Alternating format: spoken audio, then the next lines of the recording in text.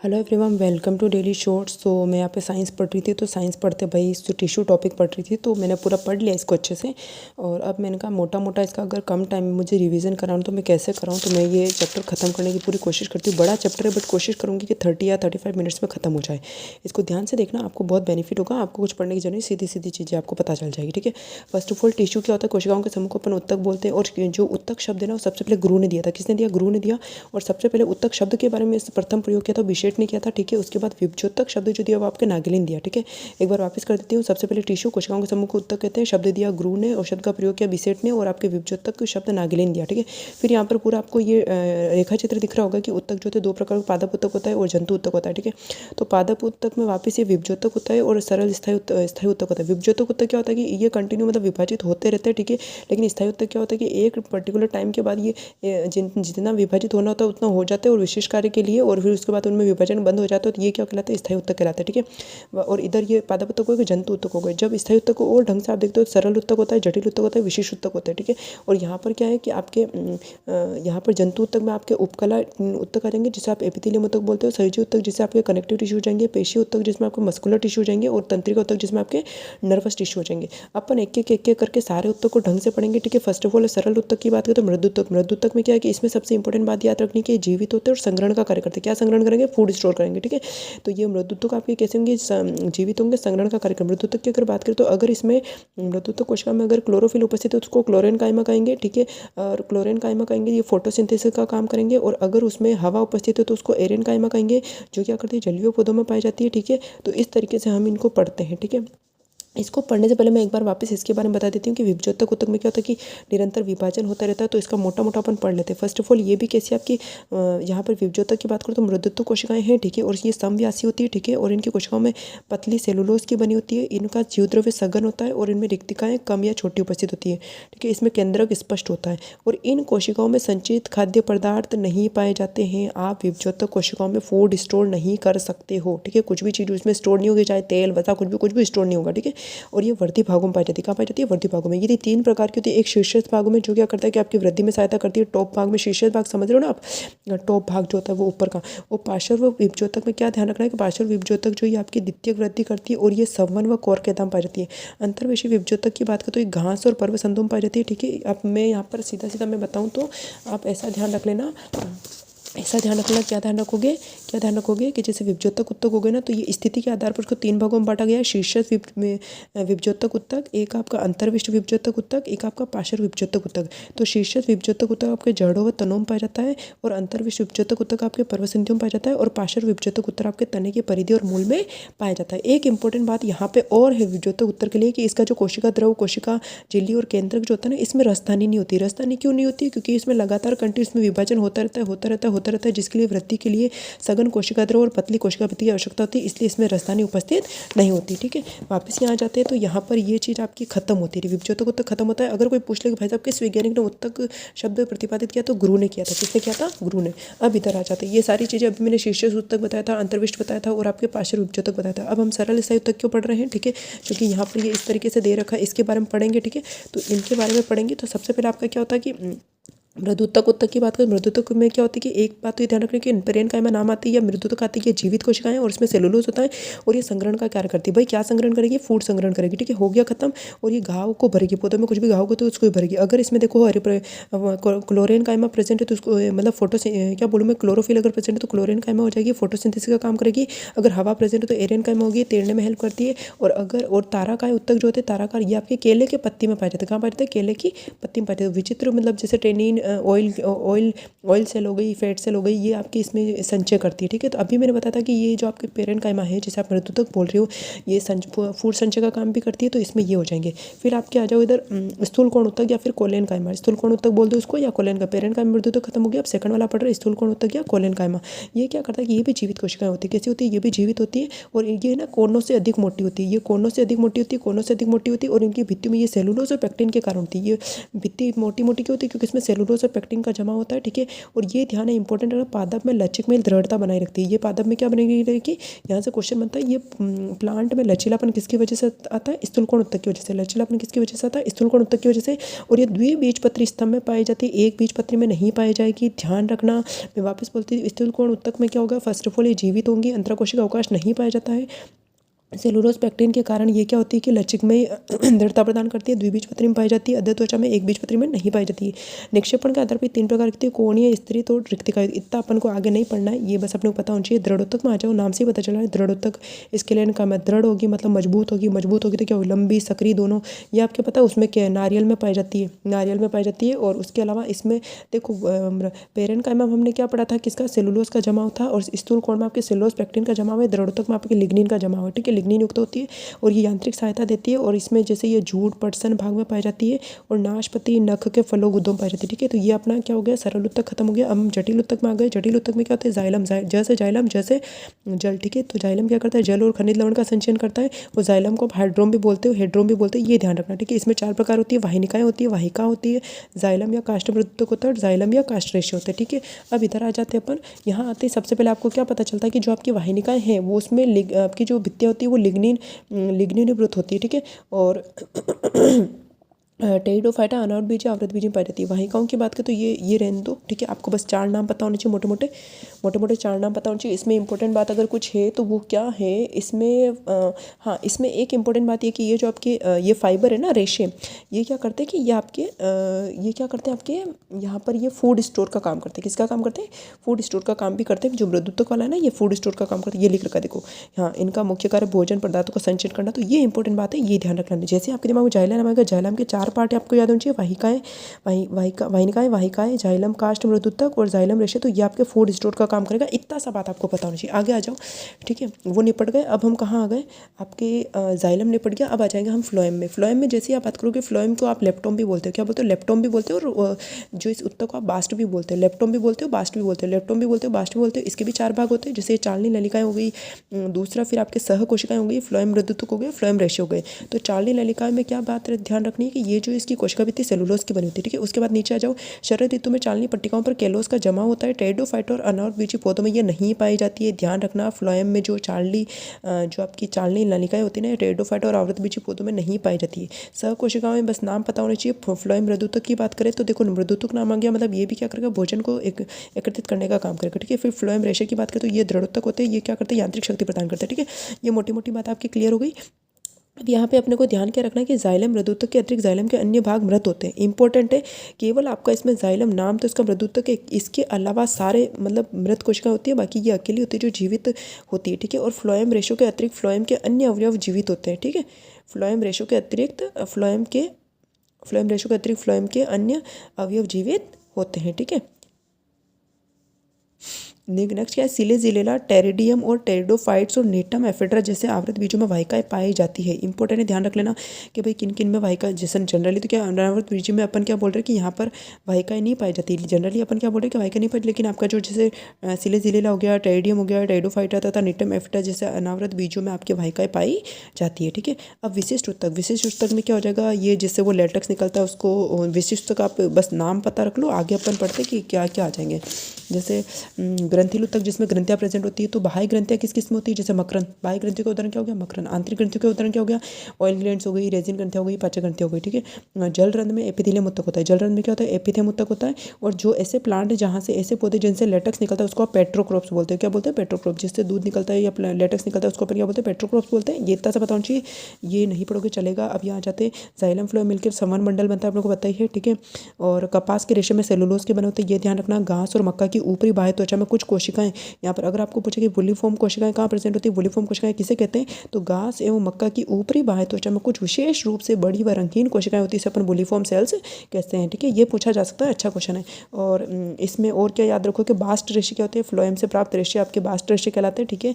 और ये आपके जूट के रेशे हो गए जैसे, ठीक है, ये ध्यान रख लेना थोड़ा सा। अब आ जाते हैं अपन जंतु उत्तक में। जंतु उत्तक अपने को पता है 4 प्रकार के होते हैं, एक तो उपकला उत्तक होता है, सर्जी उत्तक होता है, पेशी उत्तक होता है, तंत्रिका उत्तक होता है। जंतु उत्तक को अपन एपिथेलियम टिश्यू बोलते हैं। फिर आपके जो संयोजी उत्तक हो जाएगा, संयोजी उत्तक हाँ, कनेक्टिव टिश्यू ये अभी अपन बाद में पढ़ेंगे, पहले अपन पढ़ेंगे ये आपका एपिथेलियम ऊतक। एपिथेलियम ऊतक सबसे पहले देखो नाम से बता रहे शरीर का आवरण बनाती है, ठीक है, शरीर का आवरण बनाती है। उसके बाद ये क्या करती है कि रुधिर वाहिकाएं अनुपस्थित होती है, इनमें रुधिर वाहिकाएं क्या होगी, अनुपस्थित। नॉर्मल बात है कि ये देखो अपना जो एपिथेलियम है इन सब में क्या है, रुधिर वाहिका अनुपस्थित है, ठीक है। और ये 3 प्रकार की होती है, सरल उपकला ऊतक, स्तरित और विशिष्ट। जो सरल होती है इसमें मोटी मोटी बात क्या ध्यान रखनी है कि ये कहाँ प्रेजेंट होती है और कैसी होती है, बस यही बताना है। तो जैसे आप ये पढ़ोगे ना, सबसे पहले आपका जो एपिथेलियम टिश्यू जैसे स्टार्ट हो गया, उपकला स्तर एपिथेलियम टिश्यू आपका स्टार्ट हो गया। तो एपिथेलियम में जो सरल एपिथेलियम टिश्यू है वो कहाँ क्या करेंगे आपके, ये जनरली एक स्तर की बनी होती है, ठीक है। और इसमें इतना कुछ याद रखना नहीं है, ये पता होना चाहिए कि सरल आपके सिंपल शील्डेड एपिथेलियम जो प्रेजेंट होती है, या मैं बोलता हूँ सरल शल की उपकला जो प्रेजेंट होती है, वो आपके फेफड़ों की वायुकुपिकाओं में होंगी। फेफड़ों की वायुकुपिकाओं में, रुधिर वाहिनियों के अंत स्तर में, हेनले लूप की अवरोही भुजा में, और आहार नली में और मुंह के स्तर में। अगर आपको कोई पूछ ले कि भाई साहब ये फेफड़ों की कुपिका या रुधिर वाहिनी या मुंह पूछ ले या आहार नली पूछ ले, उसमें क्या प्रेजेंट होता है, शल की उपकला। कौन प्रेजेंट होगा, शल की उपकला, सिंपल शल की उपकला, ठीक है, ये हो जाएगी। सघन घनाकार की बात करें तो घनाकार आपके जैसे वृषण व अंडाशय की जनन उपकला इंपॉर्टेंट है। सरल घनाकार उपकला का प्रेजेंट होती है वृषण व अंडाशय की जनन उपकला, वृक्कीय नली, लार ग्रंथियां। लार ग्रंथियों का क्वेश्चन बनता है भाई, लार ग्रंथियों में कौन सी प्रेजेंट होती है, तो सरल घनाकार उपकला। और स्वेट ग्लैंड्स हो गई, थायराइड पुट्टक हो गई। फिर सरल स्तंभाकार, इसका आकार स्तंभाकार होता है, जैसा नाम है वैसा इनका शेप होगा, इसलिए इनको नाम दिया गया है स्तंभाकार। जो थी आपकी अंडवाहिनी, श्वास नली, आंत्र का भीतरी स्तर। तो ये निपट गया अपना एपिथेलियम टिश्यू, या मैं बोल दूँ सरल उपकला ऊतक आपके खत्म हो चुका है। अब हम आ गए स्तरित या संयुक्त उपकला स्तर में। देखो नाम से ही पता चल रहा है स्तृत, स्तृत, ये अभी है ना, ये मतलब जो अपन ये जो पढ़ रहे थे ना कि भाई एपिथेलियम टिश्यू जो आप पढ़ रहे थे उसका अभी सिर्फ एक पार्ट खत्म हुआ, ये वाला सरल उपकला ऊतक वाला। अब हम पढ़ेंगे स्तृत, फिर विशिष्ट पढ़ेंगे। तो ये वाला निपट गया अपना, ठीक है। कहाँ पे क्या क्या होता है वापस एक बार देख लो। सरल उपकला में सरल उपकला स्तर तो नॉर्मल हो गया, ये याद रखना कि सरल में दूसरा जो शल्की है वो आपके फेफड़ों की वायुकुपिकाएं, रुधिर वाहिनियों के और हेनले लूप की अवरोही भुजा, आहार नली, मुंह का स्तर। फिर घनाकार में फिर आपके वृषण व अंडाशय की जनन उपकला, वृक्कीय नली, लार ग्रंथियां, श्वेत ग्रंथियां, ये हो जाएगी। अब हम ये पढ़ रहे हैं वापस इसका सरल स्तंभाकार। स्तंभाकार में क्या हो जाएगा, अंडवाहिनी, श्वास नली, आंत्र का भीतरी स्तर, ठीक है, इसी का प्रकार था। अब सेकंड वाला अब स्टार्ट होगा ये क्या बोल रहा है, स्तरित संयुक्त उपकला स्तर। अब स्तरित सरल उपकला स्तर में क्या होगा कि भाई एक से ज़्यादा स्तर होगा, ठीक है, एक से ज़्यादा स्तर होगा। तो इसकी अगर बात करें तो संयुक्त शल की उपकला आपकी ये वही जो अपने चमड़ी जो होती है इस त्वचा की अधिचम।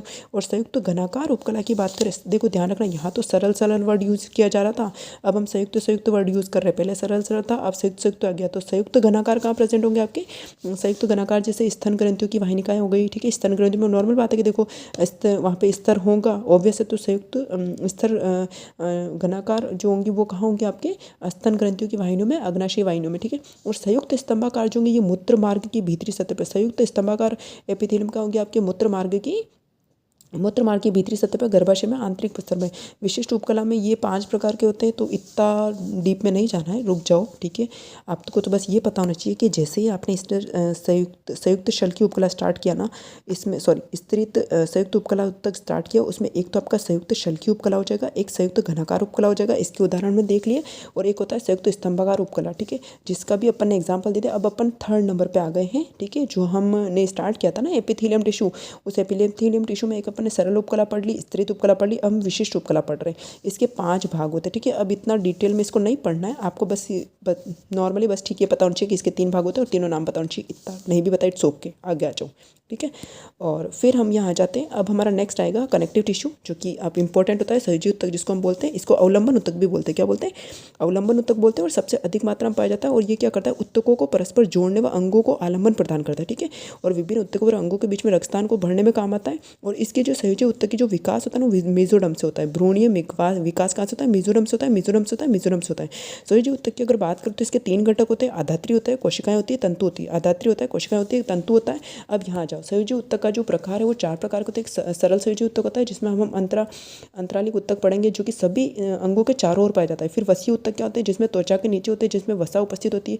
वर्णक ऊतक क्या होते हैं, जिसमें त्वचा की डर्मिस भाग में प्रेजेंट होते हैं। झल्लिका में ऊतक कहाँ प्रेजेंट होते हैं, प्लीहा और अस्थिमज्जा में। आगे कुछ याद रहे नहीं रहे, सिर्फ ये भी अगर याद रह जाए तो भी आपका काम हो जाएगा। यहाँ पर मोटी मोटी बात यह है कि जैसे अंतरालिक ऊतक आपके सभी अंगों में पाया जाएगा, और एक इंपॉर्टेंट क्या है, झल्लिकावर्त ऊतक आपके प्लीहा और अस्थिमज्जा में पाए जाते हैं। उसके बाद संगत तंतु में ऊतक में अपन पढ़ेंगे कंडराएं क्या होती है, स्नायु क्या होते हैं। जो कंडराएं होती है वो आपके श्वेत तंतु में ऊतक से बनी होती है। कंडराएं एक तरह से क्या है, कंडराएं आपके श्वेत तंतु में ऊतक से बनी होती है। और अगर कोई पूछ ले कि भाई स्नायु किससे बना होता है, तो आपके पीत तंतु में ऊतक से बना होता है, ठीक है। कंडराएं आपके श्वेत तंतु में ऊतक से बनी होती है, स्नायु आपके पीत तंतु में ऊतक से बना होता है। फिर तरल शरीर में अपन रक्त लसिका देखेंगे। फिर आपका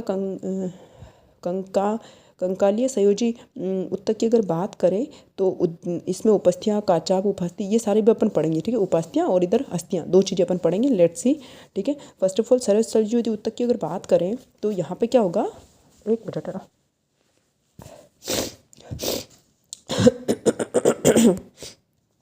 फर्स्ट ऑफ ऑल ये आपका अंतराली संयोजी उत्तक स्टार्ट होगी ना, इसको आप एरियोलर संयोजी उत्तक भी बोलते हो। क्या बोलते हो? एरियोलर संयोजी उत्तक बोलते हो। इसमें ढीला संयोजी उत्तक है, कैसा है ये? ढीला संयोजी उत्तक है। इतना सा ध्यान रखना बस, ठीक है। अब इसमें ज़्यादा और कुछ डिटेल में नहीं पढ़ना, बस इतना सा पता चाहिए कि ये ढीला संयोजी उत्तक है, ठीक है। और ये मांसपेशियों के बीच में और नसों अस्थि मज्जा में पाया जाता है, ठीक है। अब ध्यान ये रखना है, ठीक है। इतना याद नहीं रहे, इट्स ओके। मैंने पहले ही बता दी कि आंतरिक उत्तक आपके सभी अंगों में चारों ओर उपस्थित होता है। इसमें इंपॉर्टेंट बात क्या है कि अगर कोई पूछ ले कि भाई ये क्या है, प्रमुख भक्षाणु क्या है, ये भक्षाणु। अगर कोई पूछ ले भाई डस्ट कोशिका कहाँ होती है, तो फेफड़ों में पाई जाती है। भाई कुफर कोशिका कहाँ पाई जाती है? यकृत में पाई जाती है। भाई माइक्रोग्लियल कोशिका कहाँ पाई जाती है? मस्तिष्क में पाई जाती है। अगर वो पूछ ले मास्ट कोशिकाएं क्या होती है, हिस्टामिन, हिपेरिन, सिस्टोनिन स्रावित करती है। मास्ट कोशिकाएं क्या करती है? मास्ट कोशिकाएं किसका स्रावन करती है? हिस्टामिन, हिपेरिन, सिस्टोनिन का स्रावन करती है। अगर हिस्टामिन पूछ ले, हिस्टामिन क्या होता है? हिस्टामिन आपके एलर्जी व सूजन से संबंधित है। हिपेरिन क्या है? तो रक्त प्रतिस्कंदन से संबंधित है। और सीरोटोनिन क्या होते हैं? रक्त वाहिनी संकीर्ण से संबंधित हो। तो ये चीज़ इंपॉर्टेंट है, ठीक है। यहाँ पे जब आपने सरल संयोजी उत्तक जब स्टार्ट किया तो फर्स्ट जब आप सरल संयोजी उत्तक में फर्स्ट वाला टाइप जब पढ़ रहे हो, जिसे आप अंतराली संयोजी उत्तक बोल रहे हो, एरियोलर संयोजी उत्तक बोल रहे हो, ढीला संयोजी उत्तक है, ठीक है। इसमें जो इंपॉर्टेंट है, डस्ट कोशिकाएं कहाँ होती है? फेफड़ों में। कुफर कोशिकाएं कहाँ होती है? यकृत में। माइक्रोग्रेनियल कोशिका कहाँ होती है? मस्तिष्क में। मास्ट कोशिकाएं किसका स्रावन करती है? हिस्टामिन, हिपेरिन, सीरोटोनिन, ठीक है। हिस्टामिन क्या करती है? एलर्जी और सूजन से संबंधित। हिपेरिन क्या होता है? रक्त प्रतिस्कंदन से संबंधित। सीरोटोनिन क्या होता है? रक्त वाहिनी संकीर्ण से संबंधित। फिर हम पढ़ेंगे वसीय संयोजी उत्तक, नाम से ही पता चल रहा है वसा की बात होगी, वसा भरा होगा, तो इसको ज़्यादा एक्सप्लेन नहीं करना है। फिर आ जाते हैं सीधा हम वर्ण जालिका में उत्तक में आ जाते हैं। जालिका में ये थर्ड वाले में भी इतना इंपॉर्टेंट कुछ नहीं है, बस नाम पता होना चाहिए। वर्णक उत्तक हो गया। और जालिका में उत्तक मैंने अभी बताया था, ये आपके प्लीहा और लसिका ग्रंथि और अस्थि मज्जा में प्रेजेंट होता है। अगर आप याद नहीं भी रहता तो वहाँ पर जो अपन ने ये डायग्राम पढ़ा उसके कोष्टक में छोटा सा ही लिखा हुआ भी है ना, दिख रहा है प्लीहा और अस्थि मज्जा। फिर आ जाओ नेक्स्ट सेकंड नंबर हमें आ जाते हैं सघन तंतु में संयोजी उत्तक। सघन तंतु में संयोजी उत्तक में क्या, इसमें वहाँ पर तंतुओं की संख्या कम थी, यहाँ पर तंतुओं की संख्या ज़्यादा होगी और मैट्रिक्स की संख्या कम होगी। सघन तंतु में संयोजी उत्तक का मतलब क्या है? या तंतु की संख्या अधिक होगी, मैट्रिक्स की संख्या कम होगी। जिसमें देखो अभी मैंने बताया कंडरा और स्नायु हो जाएंगे। कंडरा जो है वो श्वेत तंतु में संयोजी उत्तक से बना होता है और आपकी जो स्नायु है वो पीला तंतु में संयोजी उत्तक से बना होता है, ठीक है। फिर थर्ड नंबर के उत्तक में आ जाता है तरल संयोजी उत्तक, जिसमें हमें पता है ब्लड को हम बोलते हैं तरल संयोजी उत्तक। ब्लड की अगर मैं बात करूँ तो ब्लड जो है 5 लीटर होता है, 5 लीटर होता है। बहुत इंपॉर्टेंट बात है कि यहाँ पे 3 रुधिर की उत्पत्ति भ्रूण के मेसोडर्म से होती है। रुधिर की उत्पत्ति कहाँ होती है? भ्रूण के मेसोडर्म से होती है। रुधिर की उत्पत्ति भ्रूण के मेसोडर्म से होती है। और रक्त 2 भाग के होते हैं। रक्त के कितने भाग होते हैं? 2 भाग होते हैं। एक प्लाज्मा होता है, एक रुधिर कणिका होती है। रक्त के कितने भाग होते हैं? 2 भाग होते हैं। एक प्लाज्मा होता है, एक रुधिर कणिका होती है, ठीक है। फिर वो रुधिर कणिकाएं वापस अपन अलग आरबीसी, डब्ल्यूबीसी ये अपन अलग देखते हैं। जनरली रक्त के कितने भाग होते हैं? 2 भाग होते हैं। प्लाज्मा होता है, रुधिर कणिका होता है। पीएच इसका 7.4 होता है। रक्त का निर्माण जनरली अस्थि मज्जा में होता है। रक्त का निर्माण जनरली अस्थि मज्जा में होता है, लेकिन भ्रूणीय अवस्था में नवजात का रक्त का निर्माण प्लीहा में होता है। इंपॉर्टेंट है, ढंग से सुनना। जनरली रुधिर की उत्पत्ति भ्रूण की मेसोडर्म से होती है। 2 भाग होते हैं, प्लाज्मा और रुधिर कणिकाएं। पीएच होता है 7.4। रक्त का निर्माण सामान्यतः अस्थि मज्जा में होता है, लेकिन जो भ्रूणीय अवस्था होती है या फिर नवजात जो बच्चा होता है उसमें आपका निर्माण कहाँ होता है? आपके भाई प्लीहा में होता है, ठीक है। फिर इसकी अगर बात करें तो रुधिर 2 भाग होता है। प्लाज्मा में अगर बात करें तो हल्के पीले रंग का होगा, 55% होता है। इतना सा ध्यान रख लेना, बस खत्म। और सबसे प्रमुख आयन इसमें सोडियम होता है, ये इतना सा ध्यान रखना। रुधिर कणिकाएं 45% होती है, 45% होती है। कणिकाओं की प्रतिशतता को हिमेटोक्रिट बोलते हैं। क्या बोलते हैं? हिमेटोक्रिट बोलते हैं, हिमेटोक्रिट बोलते हैं। आगे जब रुधिर कणिकाओं को डिवाइड करते हो तो डब्ल्यूबीसी, आरबीसी और प्लेटलेट्स हमें देखने को मिलेगी। तो यहाँ पर आरबीसी में क्या ध्यान रखना है कि भाई इसमें क्या होता है? केंद्रक और माइटोकॉन्ड्रिया का अभाव होता है, ठीक है। सबसे पहले तो 99% यही होगी, इसमें केंद्रक और माइटोकॉन्ड्रिया का अभाव होगा। ये बहुत इंपॉर्टेंट बात बताने जा रही हूँ मैं, ध्यान से सुनना। रक्ताणु में केंद्रक और माइटोकॉन्ड्रिया का अभाव तो होगा ही, लेकिन वयस्क में वयस्क पुरुष जो होता है उसमें इसकी संख्या 52 लाख प्रति घन मिलीमीटर होती है। ध्यान से सुनना, वयस्क में इसकी संख्या 52 लाख प्रति घन मीटर होती है। और महिला में इसकी संख्या 47 लाख प्रति घन मिलीमीटर होती है। महिला में इसकी संख्या 47 लाख प्रति घन मिलीमीटर होती है, ठीक है। और रक्ताणु में हीमोग्लोबिन नाक की एक लाल रंजक प्रोटीन पाई जाती है। इसको चलो छोड़ो, मैं वापस बता दूँ। 99% आपके रक्ताणु होता है, केंद्रक और माइटोकॉन्ड्रिया का अभाव। वयस्क में तो 52 लाख प्रति घन मिलीमीटर होगी और महिलाओं में इनकी संख्या 47 लाख प्रति घन मिलीमीटर होती है। इंपॉर्टेंट है भाई, वेरी वेरी वेरी इंपॉर्टेंट। मानव में हीमोग्लोबिन की औसत मात्रा 15 ग्राम प्रति डेसीलीटर होती है, ठीक है। इनका जीवन काल 120 दिन का होता है और इसको प्लीहा आरबीसी का कब्रिस्तान होता है, ठीक है। इतना सा ध्यान रख लेना। फिर आगे आ जाते हैं।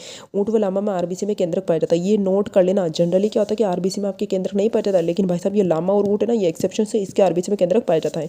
श्वेताणु की बात करें तो इसमें क्या होता है? ये केंद्रक युक्त होता है, ठीक है। आपके आरबीसी में केंद्रक नहीं था, लेकिन हमारा डब्ल्यूबीसी में केंद्रक होगा, ठीक है। और वयस्क में इनकी संख्या होती है 7000 प्रति घन मिलीमीटर होती है। ध्यान से सुन लेना। श्वेताणु में, वयस्क मानव में इनकी संख्या 7000 प्रति घन मिलीमीटर होती है। और मानव में रक्ताणु और श्वेताणु दोनों को अगर रेशियो देखें तो 600:1 होता है। रक्ताणु व श्वेताणु का अनुपात क्या होता है? 10:1 होता है, ठीक है। और इसका निर्माण आपके अस्थि मज्जा व लसिका उत्तकम होता है। कहाँ होता है? आपके अस्थि मज्जा और लसिका उत्तकम होता है। इसका जीवन काल 4-5 दिनों का होता है। कितना होता है? 4-5 दिनों का होता है। अमीबीय गति इसका प्रमुख लक्षण है। लसिका में आ जाता है। लसिका क्या है कि आपकी एक तरल सूची उत्तक है। तरल सूची उत्तक है जो क्या करता है? आरबीसी और रुधिर पट्टिकाओं का अभाव होता है। इसमें क्या होता है? आरबीसी और रुधिर पट्टिकाओं का अभाव होता है, ठीक है। लसिका क्या होती है? तो लसिका जनरली आपकी क्या होती है कि ये एक तरल सूची उत्तक है, इसमें आरबीसी और रुधिर पट्टिकाओं का अभाव होता है। डब्ल्यूबीसी की संख्या अधिक होती है। लसिका में सबसे ज़्यादा संख्या किसकी होती है? डब्ल्यूबीसी की संख्या होती है। और आरबीसी की अनुपस्थिति के कारण ये थोड़ा पानी जैसा दिखता है ना, उसमें कोई कलर नहीं होता है। और ये रक्त में उत्तक और उत्तक में द्रव रक्त का आवागमन करता है, ठीक है। अब आ जाते हैं लसिका को। और अगर आप ढंग से देखो तो ये 2 प्रकार का होता है। एक तो ग्रेनुलोसाइड मतलब कणिका में श्वेताणु और अकणिका में होगा, है ना। तो पहले कणिका में पढ़ लेते। कणिका में जब कणिका इसमें ज़्यादा कुछ याद नहीं रहती। जैसे लसिका आपने समझ लिया ना, लसिका की तरह से जो आरबीसी और पट्टिका को अभाव होता है, डब्ल्यूबीसी होती है। लेकिन ये कणिका में श्वेताणु और आपके अकणिका में श्वेताणु होते हैं, ठीक है। ये एक तरह से अब अपन इनको पढ़ते कि इनमें क्या होता है। कणिका में श्वेताणु में ये क्या है? न्यूट्रोफिल्स। ये क्या एक तरह से डब्ल्यूबीसी का ही प्रकार है। ये क्या है? जैसे न्यूट्रोफिल्स हो गया, इओसिनोफिल हो गया और एक आपके बेसोफिल हो गया। तो न्यूट्रोफिल्स में क्या ध्यान रखना है? न्यूट्रोफिल्स में इतना सा ध्यान रखना है बस कि इसमें कोशिका पारण होता है। क्या प्रदर्शित करता है? कोशिका पारण प्रदर्शित करता है। ये 62% होता है। इओसिनोफिल की बात करें तो इओसिनोफिल में इतना सा ध्यान रखना है कि 2.5% होती है। कितनी परसेंट होती है? 2.5% होती है। और एंटी हिस्टामिन का गुण होता है, ठीक है। इओसिनोफिल में 2.5% होती है। एंटी हिस्टामिन का गुण होता है। एक बात और है कि न्यूट्रोफिल जो होते हैं अम्लीय क्षारीय दोनों ही में हल्के बैंगनी रंग अभिरंजित हो जाते हैं, ठीक है। न्यूट्रोफिल जो होते हैं अम्लीय क्षारीय दोनों ही प्रकार में ये हल्के बैंगनी अभिरंजित होते हैं। लेकिन इओसिनोफिल जो होता है ये अम्लीय अभिरंजक में गहरे लाल या गुलाबी रंग का होता है, ठीक है। अम्लीय अभिरंजक से गहरा गुलाबी या लाल रंग का हो जाता है, ठीक है। लेकिन बेसोफिल की बात करें तो ये क्षारीय अभिरंजक में गहरे नीले रंग के होते हैं, ठीक है। ये 2-3 पिंडों का बना होता है। और इंपॉर्टेंट, बेसोफिल से आपके हिस्टामिन और हिपेरिन का उत्पादन होता है। ध्यान रखना, बेसोफिल से आपकी हिस्टामिन और हिपेरिन का उत्पादन होता है। ये 0.5% होते हैं। ये तो अपने कणिका में नहीं पड़ गया। कणिका में कौन कौन था? न्यूट्रोफिल था और इओसिनोफिल था, एक बेसोफिल था। अब अकणिका में श्वेताणु की बात करते हैं। ये सब क्या है? डब्ल्यूबीसी ही है एक तरह से ना। अकणिका में श्वेताणु की बात करें तो ये क्या? केंद्रीय श्वेताणु भी बोलते हैं इनको, केंद्रीय श्वेताणु बोलते हैं। और ये वापस क्या क्या होता है? इसमें एक केंद्रकाणु और लसिकाणु। केंद्रकाणु में तो क्या होता है कि बड़े आकार का होता है, भक्षणकारी होता है। कैसा होता है? अकणिका में ये एक केंद्रकाणु होता है, मतलब ये भक्षणकारी होता है। और वृहद भक्षाणु होते हैं, प्रतिरक्षा की प्रथम पंक्ति के कार्य करते हैं, ठीक है।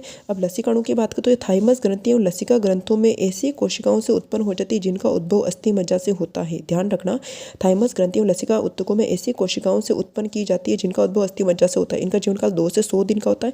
और छोटे छोटे आकार के लसिकाणु टी कोशिकाओं एवं बी कोशिकाओं का निर्माण करती है, ठीक है। बस ये मोटा मोटा बस नाम भी याद रखा तो ठीक है, इतना ज़्यादा डेप्थ में नहीं जाएगा कोई, ठीक है। अब रुधिर पट्टिकाओं की बात करें तो ये केवल स्तनधारियों में पाई जाती है। कहाँ पाई जाती है? केवल स्तनधारियों में पाई जाती है। स्तनधारियों में पाई जाती है। इधर आ जाओ भाई, जल्दी जल्दी खत्म करना है, अभी 22 हो गए। और इनका जीवन का 5-7 दिन का होता है। इसलिए रक्त का निर्माण करती है। और रक्त का कार्य क्या है? गैसों, शरीर के बचे हुए भोजन, हार्मोन, उत्सर्जी पदार्थ का समन करना, ठीक है। अब रुधिर की, अब देखो वैसे तो मैंने इतना पढ़ा दिया है। अब आगे रुधिर से रिलेटेड और ये और हैं तो क्लास ज़्यादा लंबी हो जाएगी। तो मैं सोच रही हूँ कि ये यहाँ से मैं ना अभी नेक्स्ट वाले पार्ट में आपको अपलोड करके दे देती हूँ। यहाँ तक पढ़ लेते हैं, नहीं रुधिर स्टार्ट हो तो यहाँ तक रख लेते हैं। आपको समझ में आया होगा। अब इसके सेकंड पार्ट में आप देख लेना। Okay, have a good day, bye bye.